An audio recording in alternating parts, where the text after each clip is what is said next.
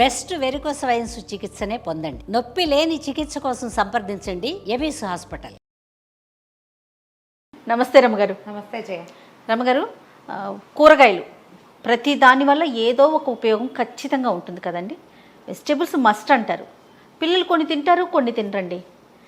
బెండకాయ అసలు దానివల్ల ఎలాంటి ఉపయోగాలు ఉన్నాయి, ఏమేం చేసుకోవచ్చు? బెండకాయతోటే ఏమైనా చేసుకోవచ్చు. బెండకాయతో పెయింటింగ్ కూడా వేసుకోవచ్చు. బెండకాయ పువ్వులు చక్కగా గుడ్డు వేసుకోవచ్చు, ఎంత బాగుంటాయో. అవునండి. నీకు పిల్లల్లో చాలామంది ఆలు బెండకాయ ఎక్కువ లైక్ చేస్తారు. బెండి ఫ్రై ప్రతి పిల్లవాడు తింటాడు.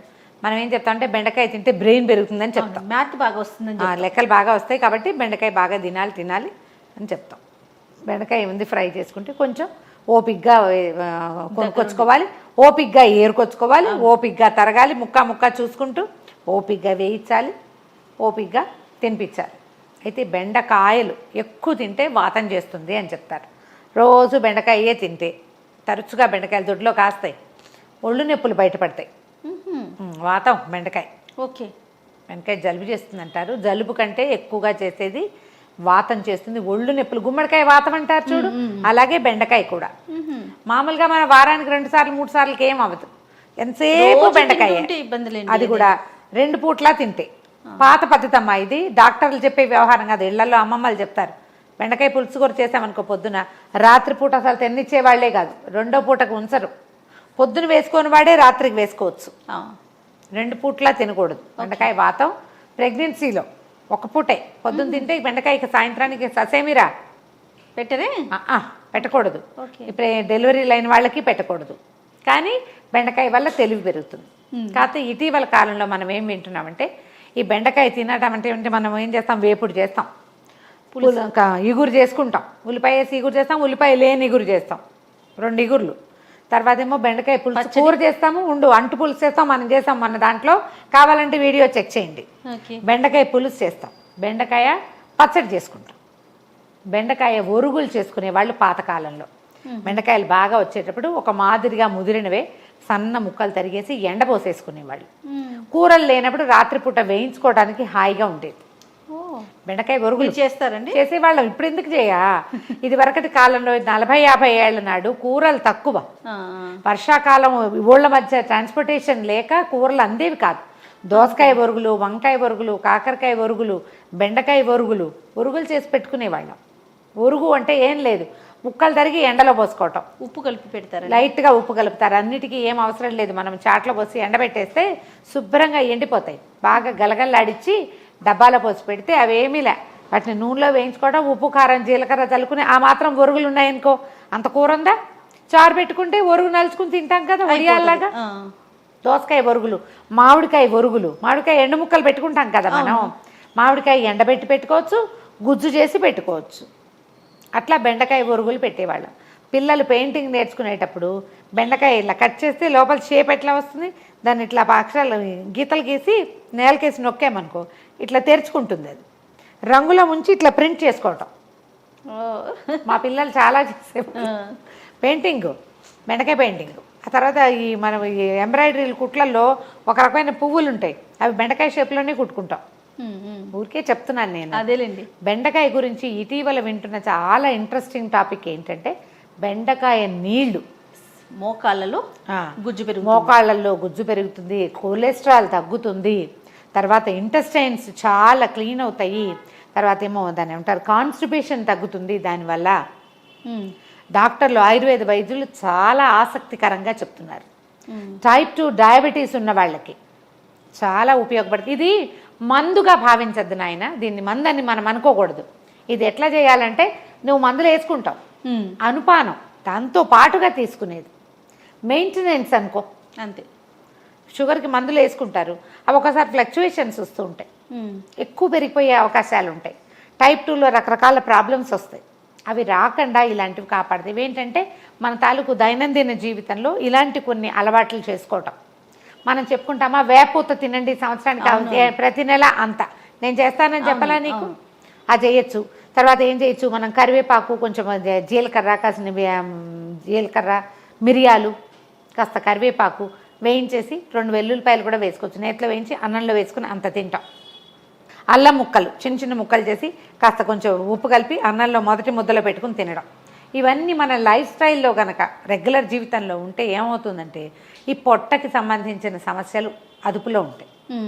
పొట్ట ఒకటి అదుపులో ఉంటే చాలా సమస్యలు తగ్గుతాయి. అన్నిటికీ పరిష్కారం అండి.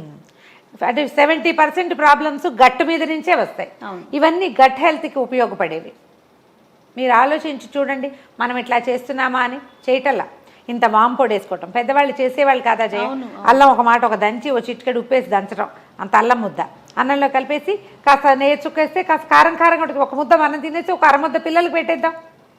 ఈ బెండకాయ నీళ్లు, మెంతుల నీళ్లు ఇవన్నీ కూడా అలా ఉపయోగపడతాయి. బెండకాయలు మనం తెచ్చుకున్నాము, 2 సార్లు వాడుకుంటాం. 1 కేజీ తెస్తే 2 టైమ్స్ వస్తుందా? ఈ 2 సార్లు చేయండి. 4 బెండకాయలు, మనిషికి ఒక 2 బెండకాయలు చాలు, బుజ్జిబుజ్జివి లేతకాయలు. తలా తోక కట్ చేసేయండి, నిలువుగా చీల్చేసేయండి.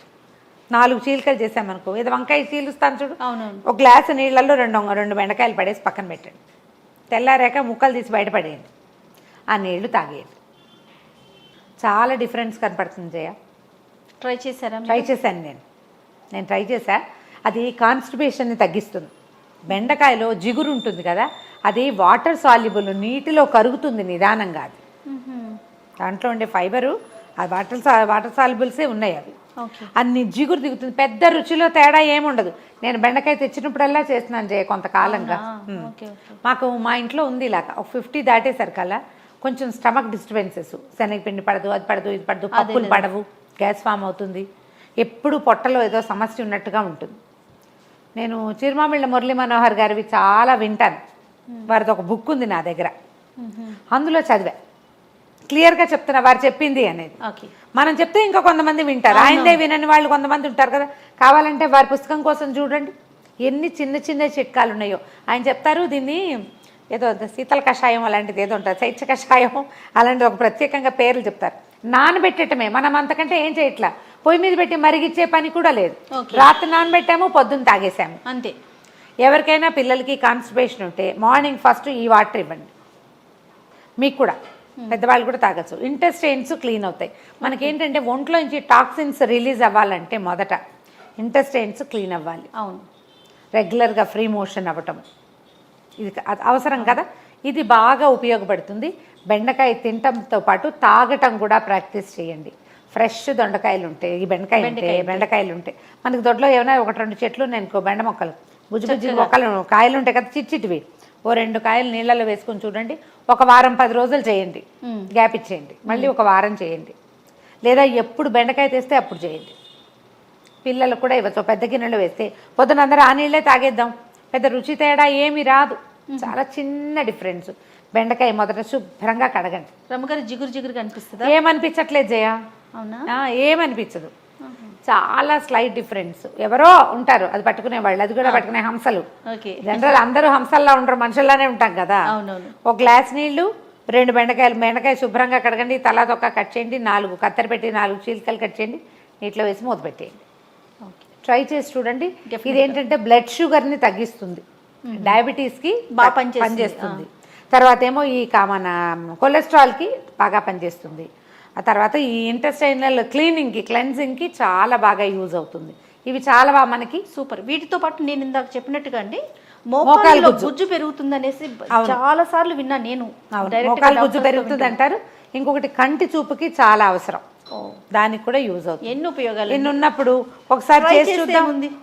పైగా దీనికి ప్రతిరోజు నువ్వు చేయక్కర్లేదు, పోనీ చేస్తే చెయ్యి ఓపిక ఉంటే. బెండకాయలు తెచ్చుకున్నప్పుడు వారానికి 2 సార్లు లేదా 3 సార్లు ఇంటిల్లిపాది పుచ్చుకోండి, సూపర్ బాగుంటుంది. ట్రై చేసి చూడండి. ఎందుకంటే ఇవన్నీ ఇంటి వైద్యాలు, ఈ ఇళ్లలో ఉండే పద్ధతులు మనం అలవాటు చేసుకుంటే